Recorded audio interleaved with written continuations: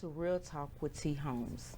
This evening, as we open up our segment with our motivational segment, today I want to talk about stumbling blocks.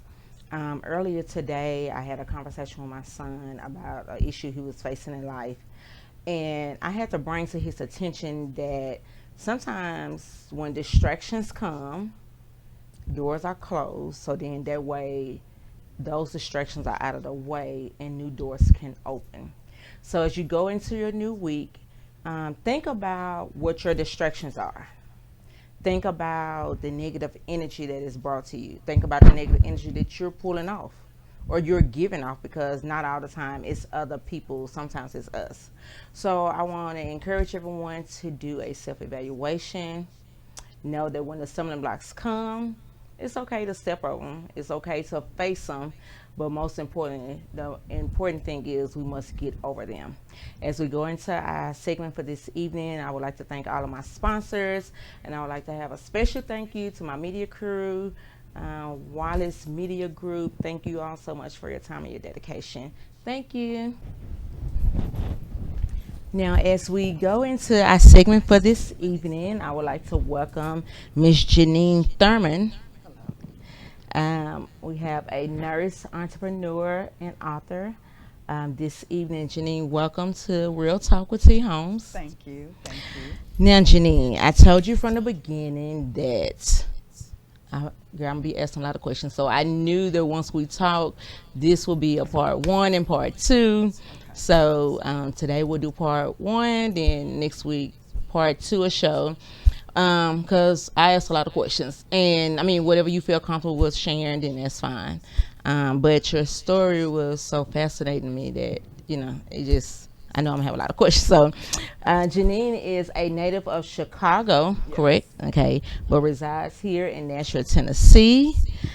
She is a pioneer of her community, manager of a Fortune 500 health club company in Nashville, Tennessee, owner and CEO of Honorable Consulting Solutions, which is a credit repair Yes. company, who she devotes to helping others, mother of two beautiful daughters, and nevertheless, she enjoys traveling to visit her husband, who is in Nigeria, right? Hmm. Okay, so we know you'll be going there in a couple of Thursday. days, Thursday. Yes. So how long does it take to get there? 24 hours. Like if Ooh. you book early enough, the flights, it's not a straight flight Okay. from here. So it's 24 hours literally to get there. Okay. So I have a lot of questions about that later. Yes. Okay. But most important, you're a newlywed, correct? Yes. Okay, well, congratulations. Marriage is a good thing, Yes, but it it's not is. for the weak. Okay. Oh So you no, gotta be strong. especially a long distance Okay. marriage. But he'll be here soon next Okay. year. Okay. So Frank is his name, correct? Yes. Okay. So Frank, congratulations as well. Thank you. So Jeanine, Yes, ma'am. we also know that I was on a Zoom call with you and your girlfriends the other day, Girl Talk, and I know that legacy is a big thing to you. Yes. Give me a little feedback on what it is as a legacy. What does legacy means to you? Okay. So legacy to me means leaving something behind for my children, my children's children, and their children. All things health, wealth, education, and just being a follower of Christ. Okay. Because that's first and foremost Absolutely. in my life. Absolutely. We can't do anything without Without him. Christ. That's right. Okay, so but before I go any farther, as far as the legacy part of it, I want you to give me a little bit of your background, which we met through a mutual friend. My friend Keisha, Keisha meet all kind of people, and yeah, she be like, my friend that work with me, blah blah blah Yeah. blah. I'm like, Keisha, where you be knowing these people from? She be coming up with all kind of people, but just give me a little bit of your background. So how long have you been here in Nashville? So I've been here on and off. Well, I graduated high school here, Okay. and then I went back to Chicago for a while, Okay. and then I came back for nursing school actually in '98. In 1998. Uh-huh. Yeah. So I went to Tennessee Tech Okay. of Nashville, and I Okay. got my LPN license. I think I was 19, 20 years old, and would travel back and forth between Chicago and Nashville. But I finally decided to stay here and raise my children because it was safer, of course. Okay, okay. So, also, I know I didn't mention this, but the topic of this evening segment is Saved by His Grace. Saved by His So, grace. you all are going to be amazed by the story it's to come. So, you tell me that you have a daughter at 16, correct? Yes. So, you're living here in Nashville at that time or in Chicago? Well, Fort Campbell, Okay. and then I had her in Chicago. Okay. So, you're 16 years old, right? How did your parents receive it? Oh my goodness. So actually I was 15 Okay. when I gave birth, and then a month later I turned 16. Okay. So literally I don't advise this at all. But I hid my pregnancy till I was 7 months. Okay. I tried to abort the baby, and every time I would raise enough money, I was further along. And so when I raised the next amount of money, I was too far gone. Nobody knew, they didn't pay attention, I guess. I was a tomboy and I always wore baggy clothes. And so the first time I had sex, I got pregnant, you know, out of not knowing and uneducated. But yeah, so when my family found out, I was 7 months, and it looked like literally I just swallowed a cheeseburger. Oh. Wasn't showing at all. Okay. So, but hold on, I have questions because you Yes. say got pregnant at 15, correct? But in the midst of you getting pregnant at 15, your thought process was, I can't have this baby. I can't take it home. But to think to even try to come up with money, like, what was you doing? I was working at as a bagger at the commissary, so we Okay. made tips, like $50 each time we went to work, Okay. basically. Okay. So I would just work and try to save up. I don't know what I was thinking, but try to save up for an abortion. Okay, and but couldn't. at that time, what was the cost of? I think it was like, if you were 6 to 9 weeks, it was like $300. Okay. And then further along, it jumped up to like 500 or something like that. Okay.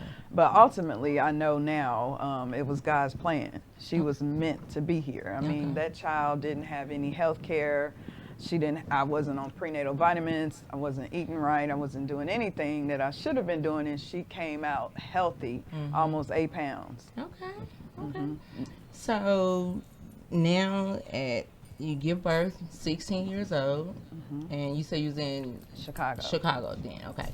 So you give birth, you 16 years old. Like, your mindset is what? Because typically at 16 years old, for me, I'm trying to have me a boyfriend or something, you know, go to the night lights back then. Like, my mom had me scared to even think about bringing the baby home. So, but your parents, your family receives the baby, because I know that I heard you speak about your grandmother quite often. So, you bring the baby home, you going through life. Your mindset is what? Because you still growing, developing your own self. So I think that's what started my go-getter type of personality, because, you know, I overheard different people talking about me, saying I wouldn't amount to anything. My guidance counselor in high school said I was going to be a high school dropout, living in the projects on Section 8, you know, having all these kids. It was like no one thought that I would be where I am today. They just expected my life would be over now that I have this child. Okay, but let me go here, because the real talk of the reality is that for typically, not just blacks, because I'm sure in other national, but I can only just speak for black. Like, we're so fond of saying, oh, you'll never amount to that, you'll never this, you'll never that. When in reality, all it does is gives you the determination mode to go farther. And that's what it Because is. see, my mom, she expected me to have a baby early too, but I was determined to prove her wrong, because I wasn't finna come home with no baby. So I was too busy trying to be cute, you know, and hang out. So, but they gave you the go-getter mentality. So you now come back to Nashville. You go to nursing school, right? Okay, so how was that? You got a baby, so you having to juggle between work and going to school? The ironic thing, I was then trying to go to church because I knew it was something missing in my life. And so finished high school at the top 30% of my class, Okay. because I had her my junior year.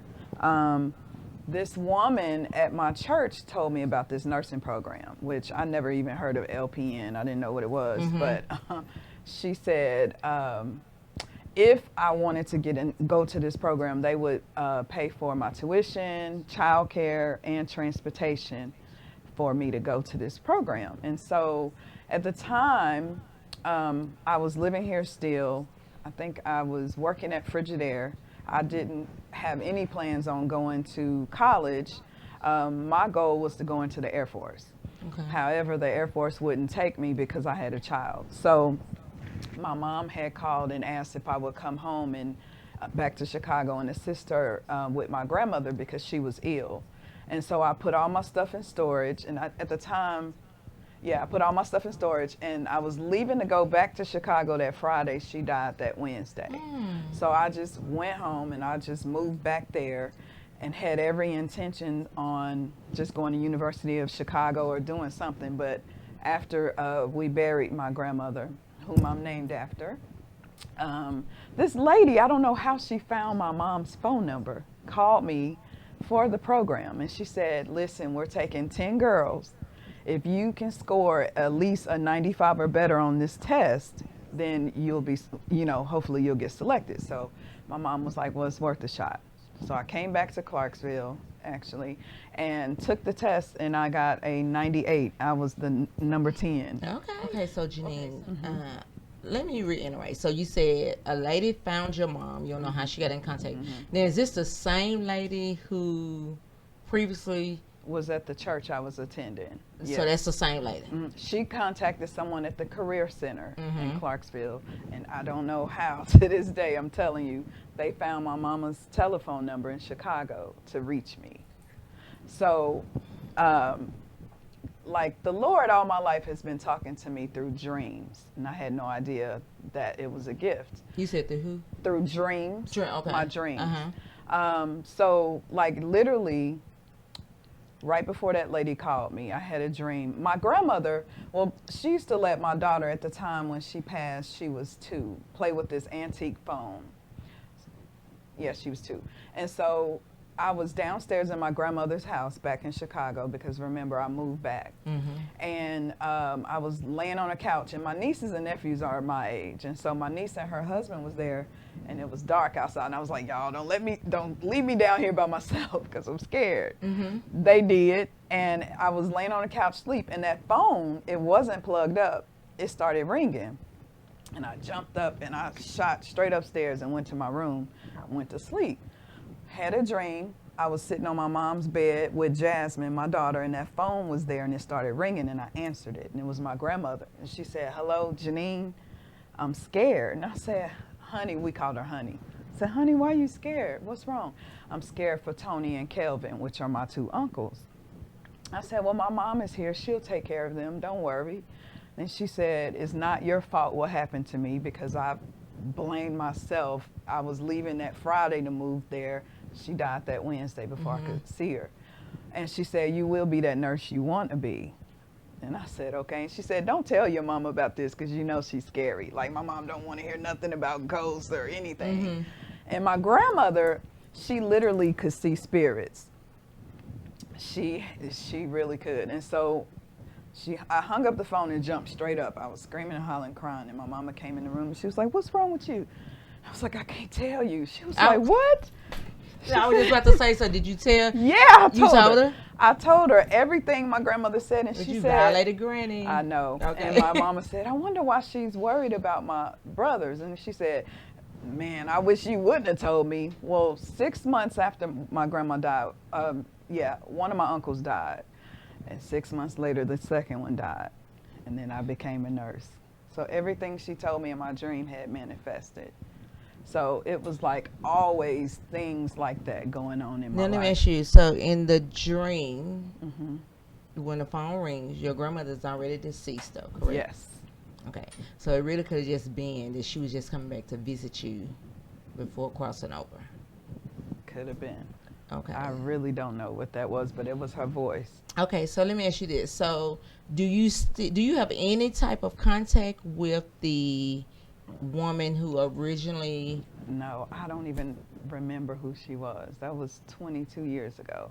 And you never had no type of contact with her since then? So after I graduated nursing school, I was the youngest one in my class and a single parent. She had me come speak to other young mothers about getting an education and things like that.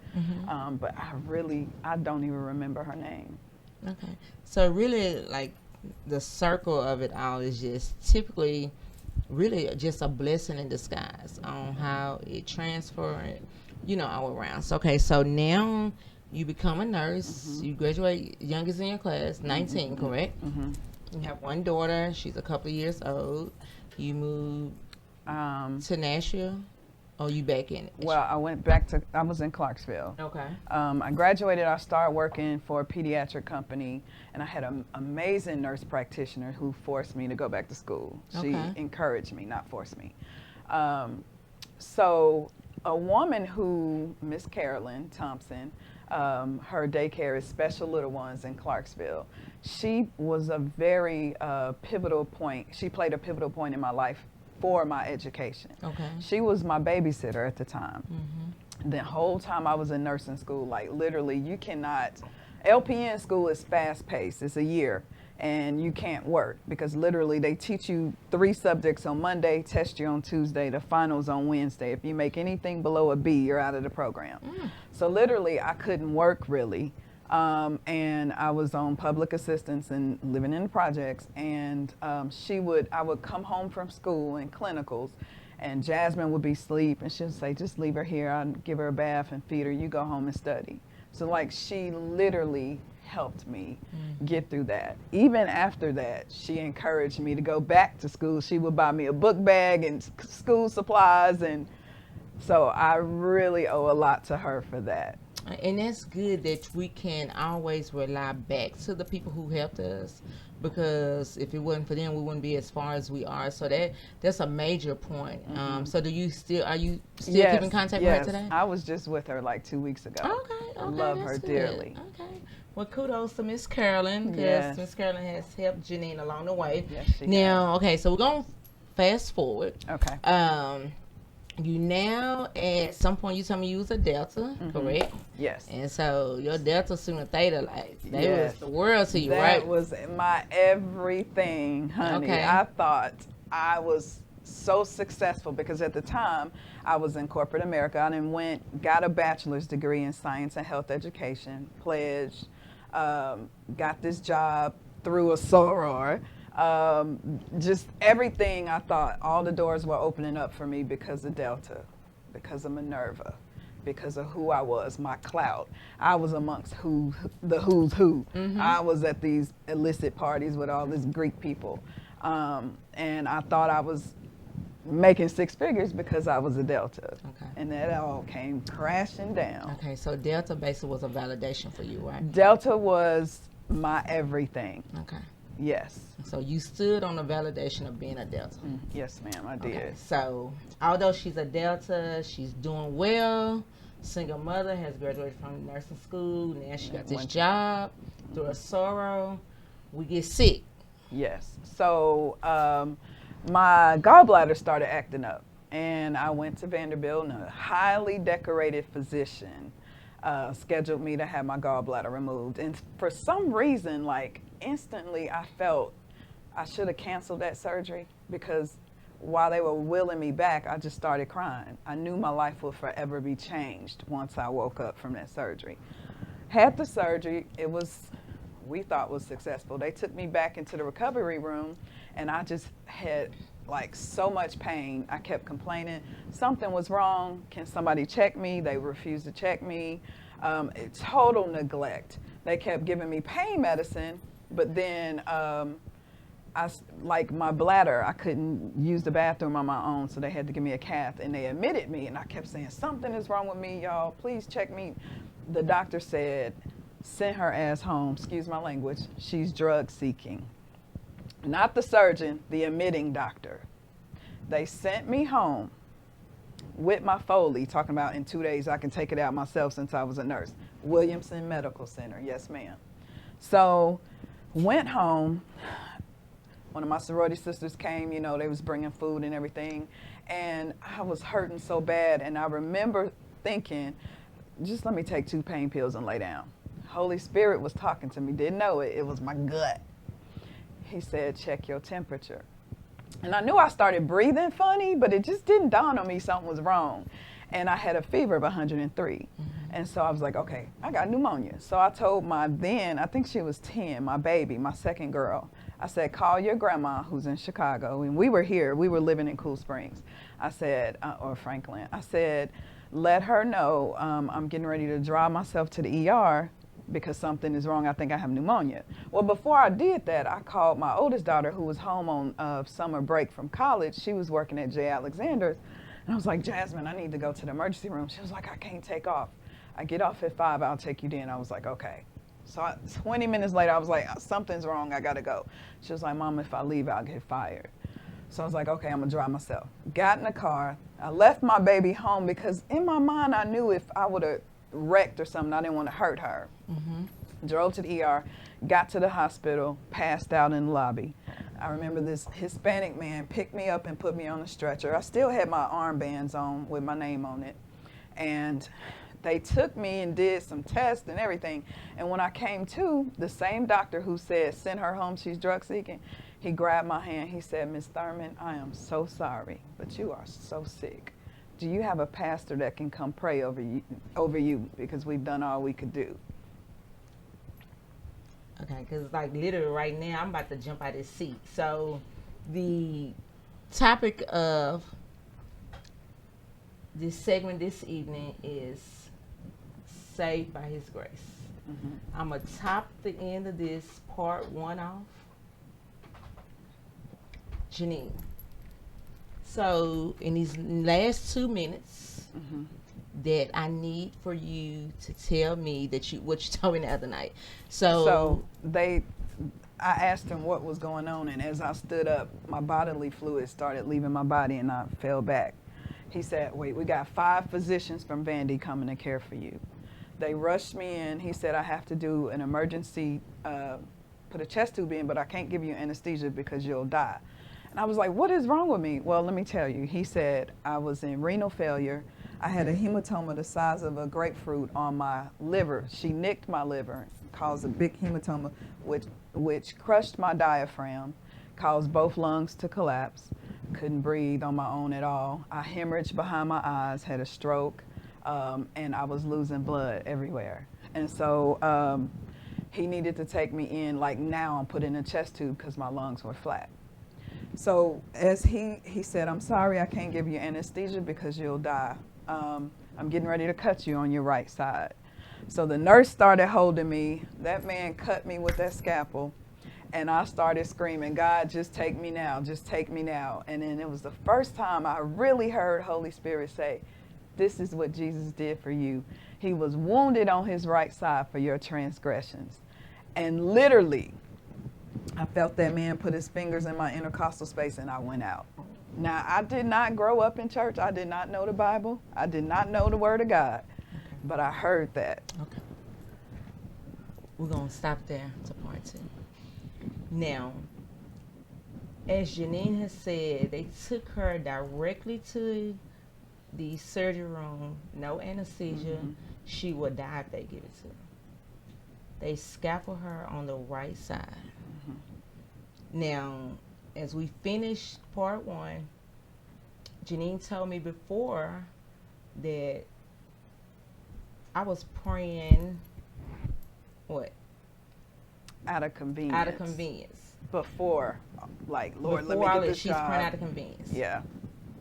So as we end today's session, typically we don't find our generation, mid-40s, early 40s, as a non-believer, as Jeanine told me she once was. Mm-hmm.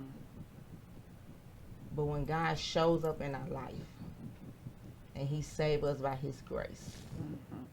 there's no other choice but to turn our lives over to him.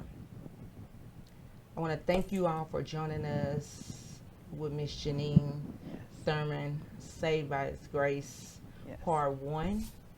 We'll be back with part 2 on next week. Thank you all. Jeanine, thanks.